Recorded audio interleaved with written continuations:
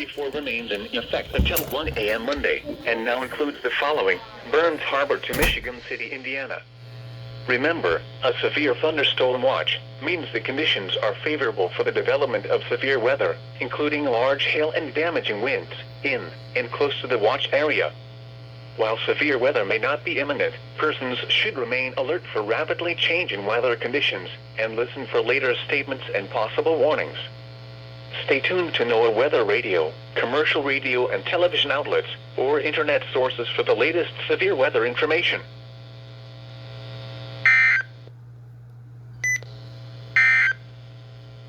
Severe thunderstorm watch number.